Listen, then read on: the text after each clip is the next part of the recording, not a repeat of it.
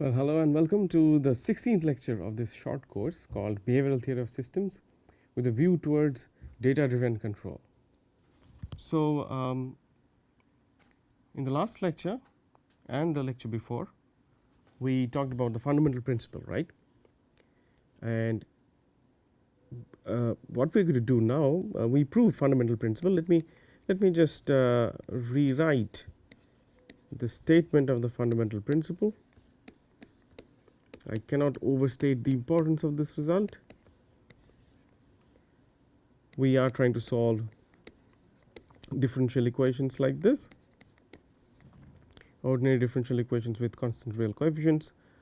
This is given, this is given, this is what we need to find out, and it says that a solution exists if and only if.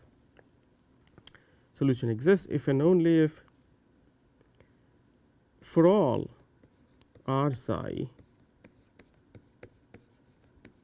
a row vector of size as many as the number of rows in this A matrix that satisfies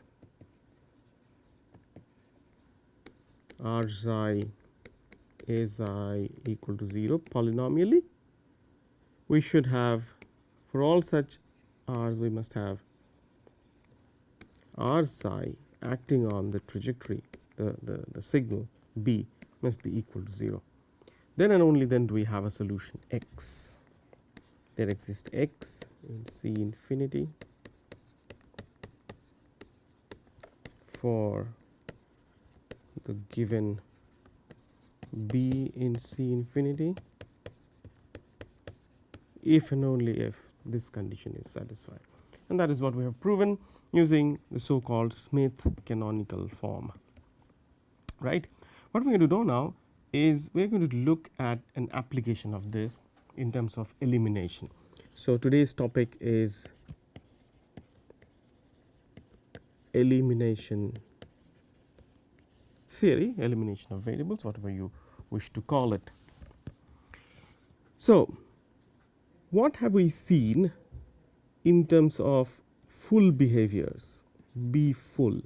Remember, B full has two kinds of variables, namely the manifest variable and the latent variable, such that we have an equation like this, that okay, r1 psi w plus r2 psi l is equal to 0. That is the full behavior, the collection of all w, all the manifest variable as well as the latent variable, which satisfy this equation together, right. Often we are interested in the manifest behavior b involving only the w variable, and it is defined in the following manner. We have already done this, I am just recalling. B is the collection of all those w's, yeah, in C infinity, let us say rq,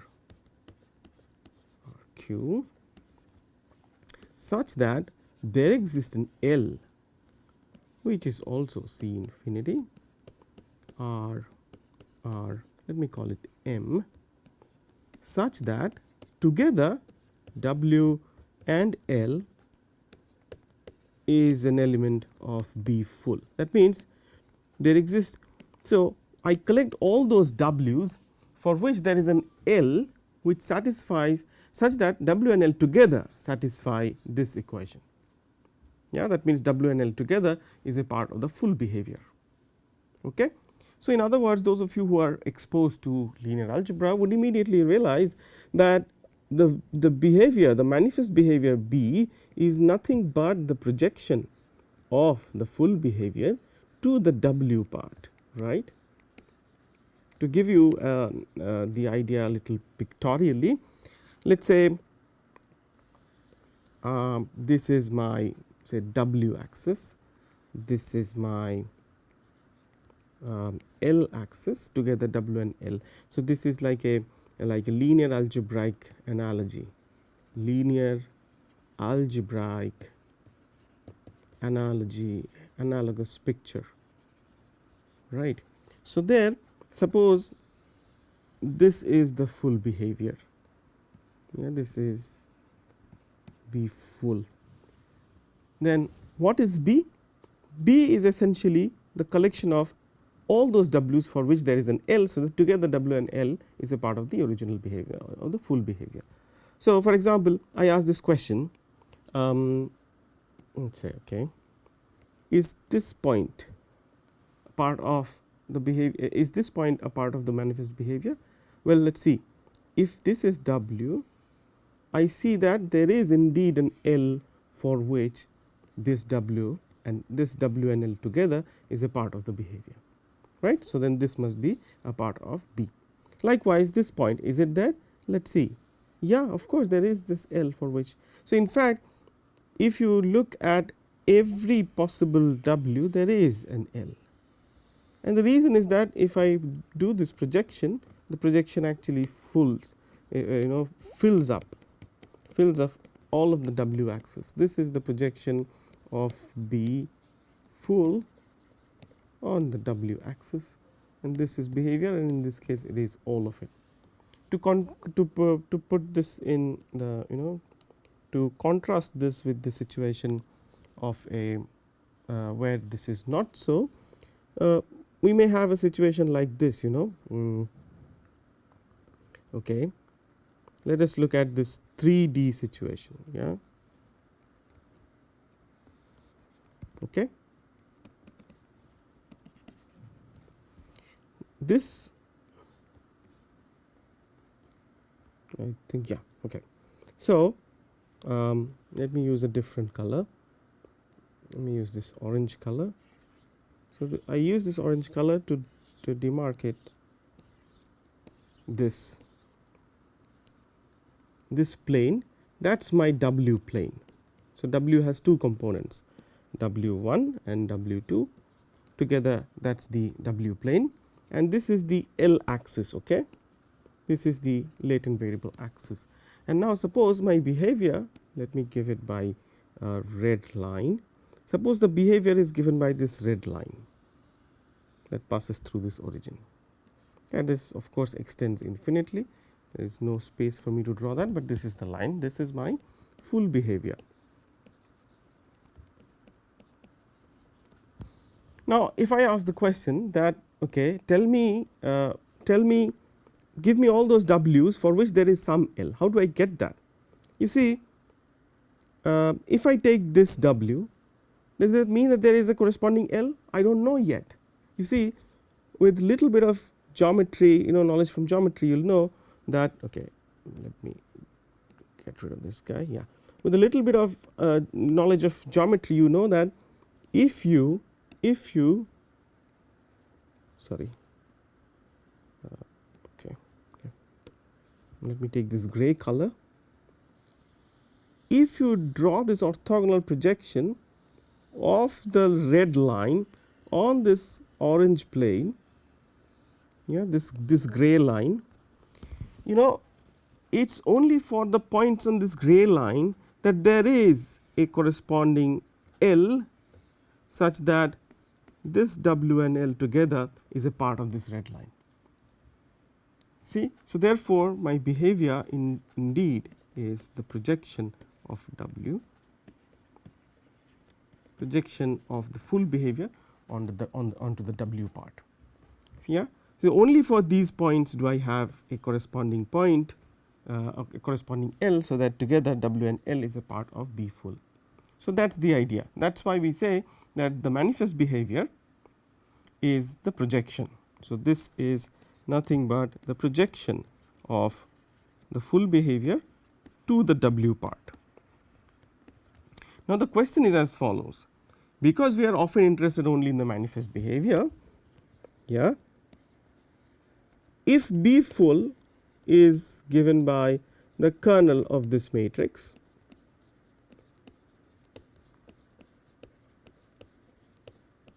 okay, does this mean B also is given by a kernel? Is it also a kernel of something? Is it kernel of something? And if so, what is that something? It turns out that using elimination theory, I can get the answer to this question. Yeah, how do I do this? Now, remember, Okay. So what we have for the full behavior, so a W is going to be a part of B if and only if there exists L such that together they are part of the behavior, part of the full behavior, which means together R1 psi W plus R2 psi L must be equal to 0, which is the same as saying a W is there if and only if W is there in the behavior B if and only if this is the situation. Okay, or in fact it's better to switch the signs and write it like this. I'll just switch the sign, I mean, nothing special. I'm just saying that R2 psi L is equal to minus R1 psi W. Okay. So the question then boils down to existence of such an L, existence of such a C infinity L. Yeah, because W is assumed to be C infinity, of course R1 psi when it acts, it's a differential operator acting on a C infinity trajectory. Of course this whole thing is going to be C infinity, so there is no doubt about that. So if I just decide to call this guy, let's say whatever, let me call it V, I just decide to call this thing as V, then for a given how do I do this check? For a W to be a part of the behavior B, all I have to see is that look at the corresponding V and ask the existence question for this equation. Yeah, let me rewrite. W then belongs to the behavior B if and only if there exists an L such that, of course they are all C infinity, so I am just skipping that part, L such that R2 psi L is equal to V, where V is defined as minus R1 psi acting on W.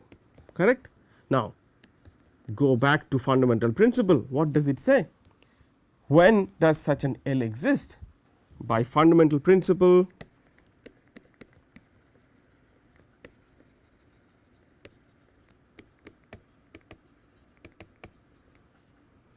this such an L exists if and only if for all R psi satisfying R psi R2 psi equal to 0, we must have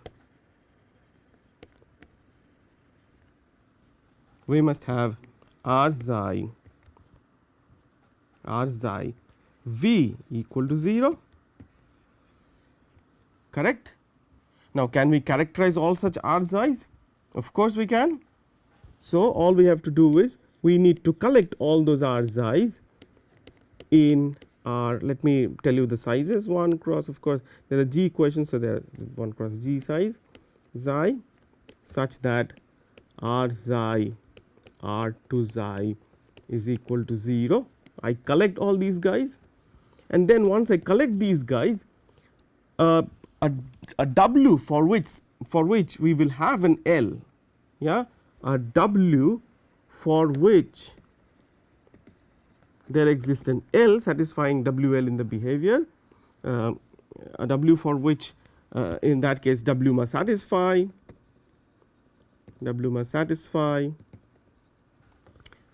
R psi R1 psi. There is a minus sign, but that does not matter because the right hand side is 0 anyway. This is equal to 0, right. So then W belongs to V, notice carefully, W belongs to B if and only if R psi R1 psi W is equal to 0 for all R psi belonging to this set. What should we call this set? Let me call this set as an A. Yeah, for all R psi in the set A. Yeah, is that all right? So then you see, for W to be in B, this because of this if and only if condition. Now I have actually set of equations that W must satisfy in order to be in this behavior in the manifest behavior B. Yeah, but the issue is that there are infinitely many equations possibly, isn't it? Because you know how many such R's are there? There are infinitely many such R's. The issue is that there are infinitely many equations. Yeah, infinitely many R's, and so we have infinitely many equations for W to satisfy. That's a bit of a problem, because you know I cannot hope for solving infinitely many equations to get my system right, to get my system's behavior. That is outrageous. That is preposterous. That is impossible. Yeah. So what's the way out? Now it turns out that mathematicians have already figured out something nice, so that we don't have that preposterous situation. What is that? Well, this set A that I have defined, A, which is the collection of all those Rxi row vectors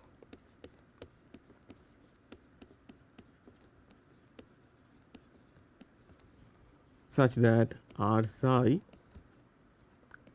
R2 xi is equal to 0.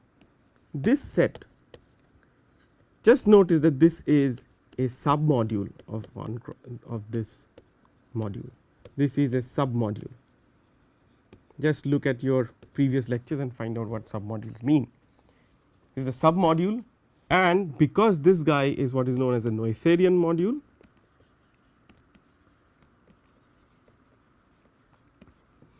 yeah, every such submodule of this finitely generated Noetherian module will also be finitely generated. That means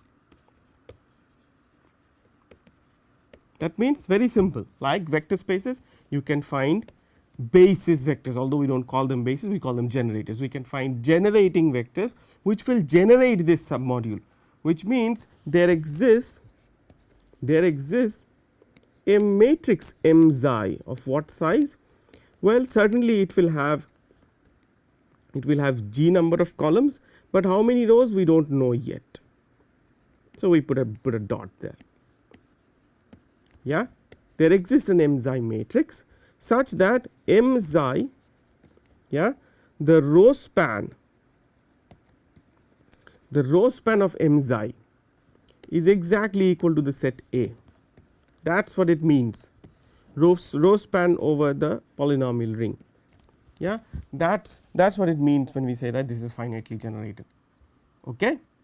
So then what was the condition that I had to satisfy, that W had to satisfy? W had to satisfy that R xi R1 xi W must be equal to 0 for all R xi belonging to this set A, correct?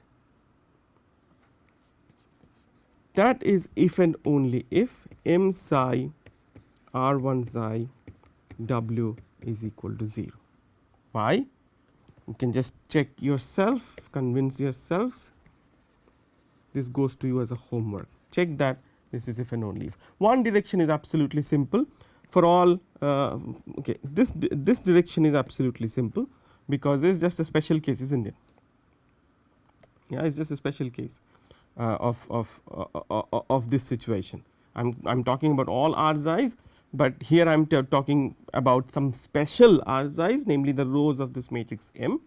The other direction follows because of this fact. This is a very simple check. Let's go ahead and do it.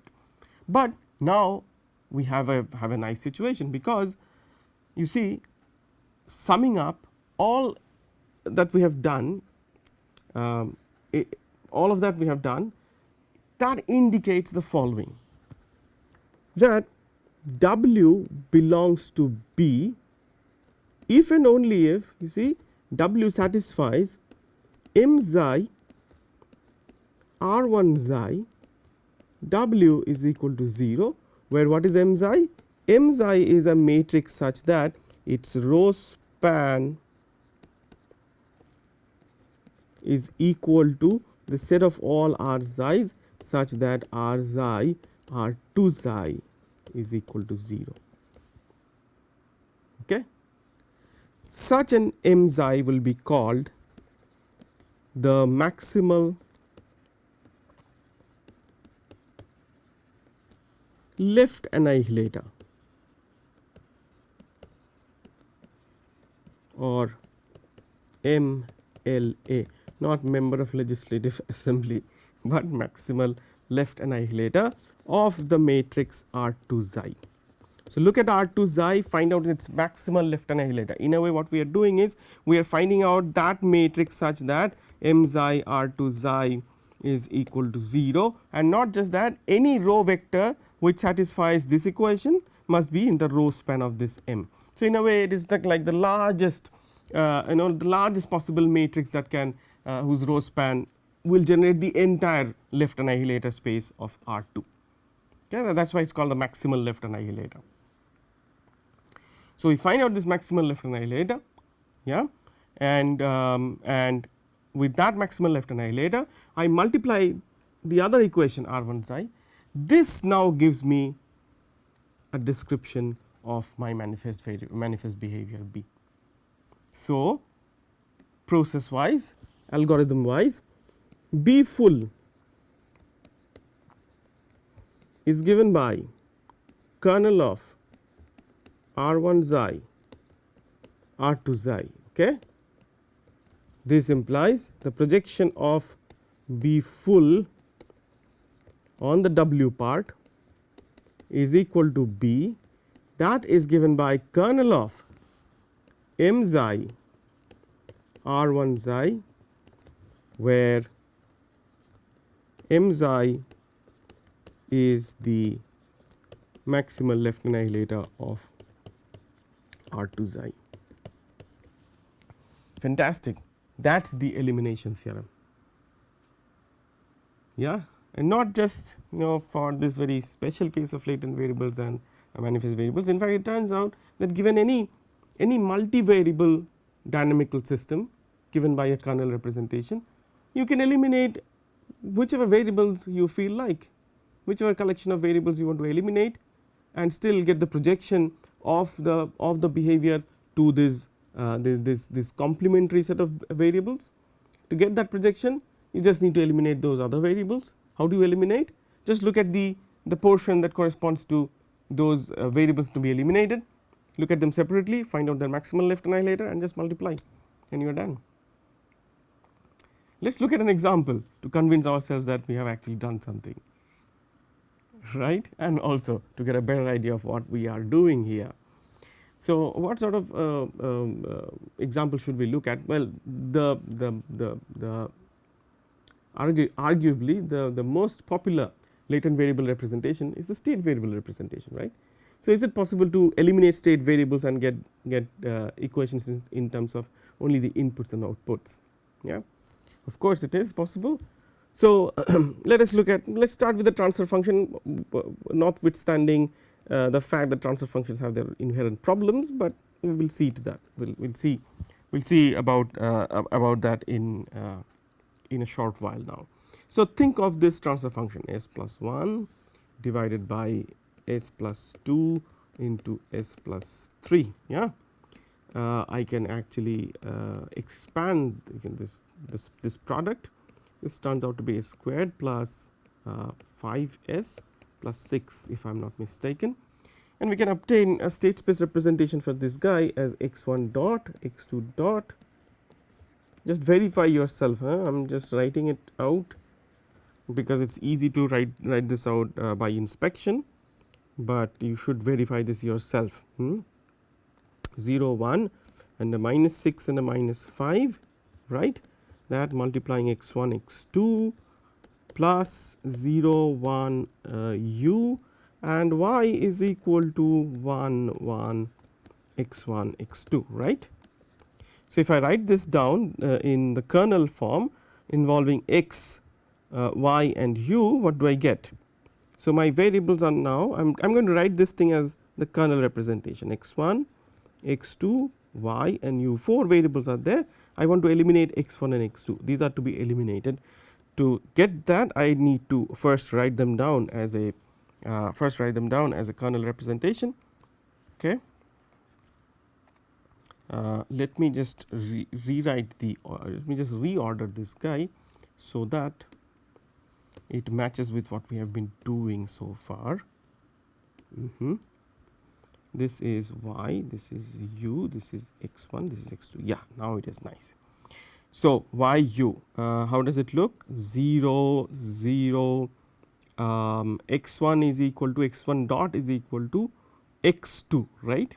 So x1 dot, that is xi, is equal to x2. So xi x1 minus 1 times x2, that is equal to 0. Next equation is x2 dot. So without a doubt I can write x2 dot, sorry, a little better, x2 dot plus 6x plus 5x2. So xi plus 5 x2 is equal to 6 times x1, sorry, minus 6 times x1, and that is also equal to u. So minus 1 and 0. Just check whether this is okay or not. Yeah, what we have, y times 0 minus u plus 6 x1 plus x2 dot plus 5 x2. Yeah, should be, that's okay, because x2 dot plus 5 x2 plus 6 x1 minus u is equal to 0, right. So we are on the right track. And then finally we have y given by x1 plus x2. So minus 1 here, 0 1 1. That's the equation, right. That's the full behavioral equation. Writing this equation in the form that we have been using, we have, let me look at this guy, let me reproduce this guy, and then I will just rewrite them in the form that we have been using. 0 0 xi minus 1, 0 0 xi minus 1, then we have 0 minus 1 6 xi plus 5, 0 minus 1 6 xi plus 5, and then I am sure it is minus 1 0 1 1, right. Let me check. Yes, indeed it is. So this is the equation that we have. Variables are y, u, x1, x2, that is equal to 0. So I write this down in the form that we have been using. This is my 0 0 0 minus 1 minus 1 0.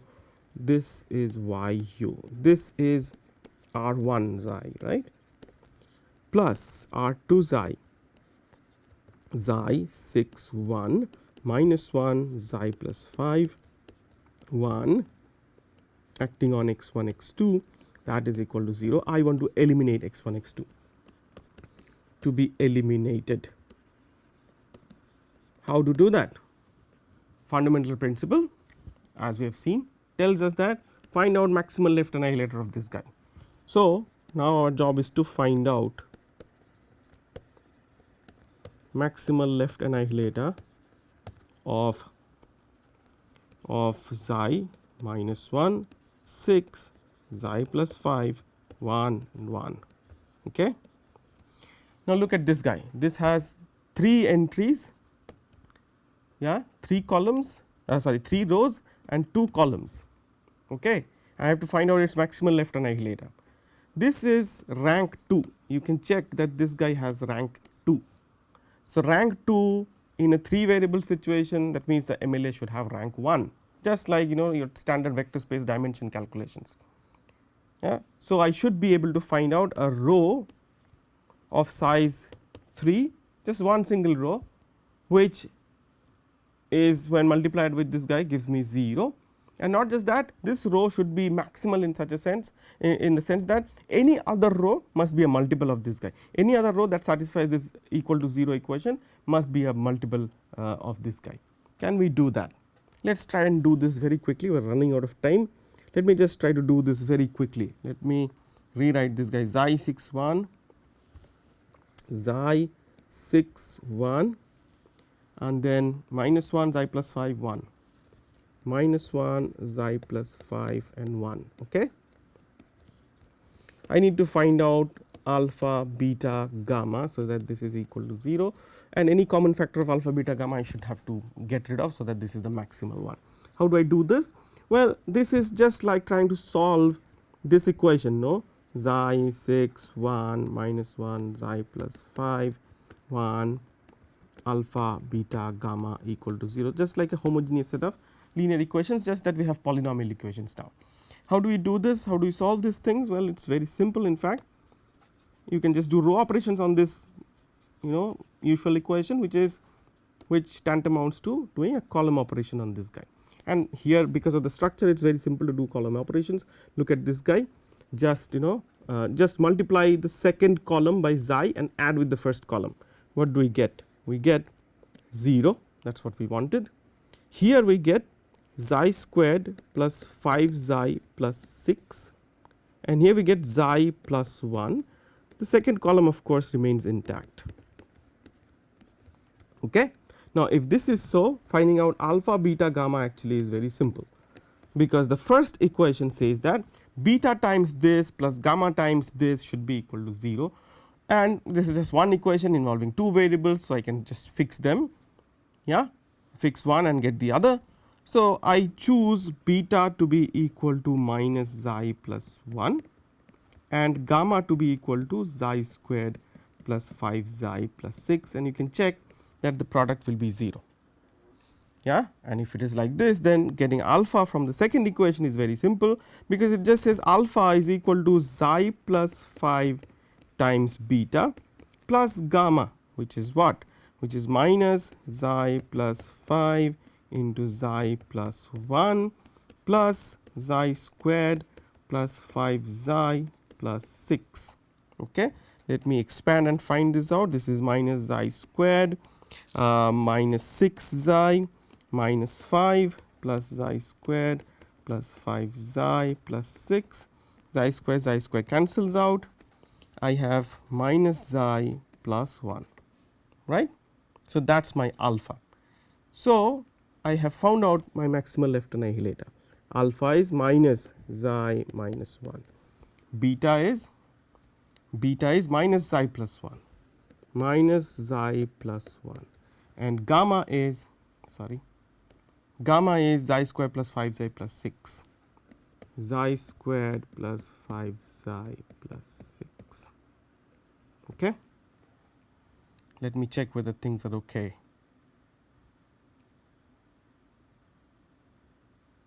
Looks like they are okay. So, my kernel representation for yu must be, then multiply this by R1. What was R1? R1 is 0 0 0 minus 1 minus 1 0. Sorry, 0 0 0 minus 1 minus 1 0. If I do that, so this times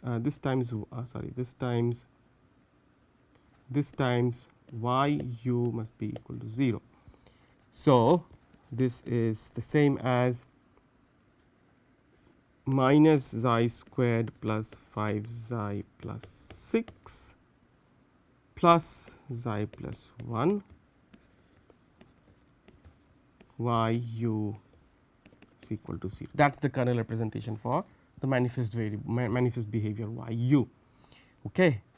And indeed, this is the differential equation. You see, what does this say? This just says that the differential equation is y double dot plus 5y plus 5y dot plus 6y minus u dot minus u. This is equal to 0. That is the differential equation. And indeed, the system that we had started with was this had this transfer function, right? And this transfer function actually means that this is the differential equation that they must satisfy. So, no wonder we have obtained this as its kernel representation. See. So, we had a latent variable representation, and from there we obtained this kernel representation for the manifest variable manifest behavior by doing this elimination. We will look at one more example of such elimination, and something funny will come out of that, because we will do some trick with that to introduce the idea of controllability, and we will pose this question whether controllability must be a concept dependent on representation, or is it a property of the system itself independent of its representation. Yeah, that will nicely set up our next topic, which is controllability and observability. We will start with that in the next lecture, or perhaps the next one, I think in the next lecture itself. Okay. So, till then, take care of yourselves. Goodbye from my side.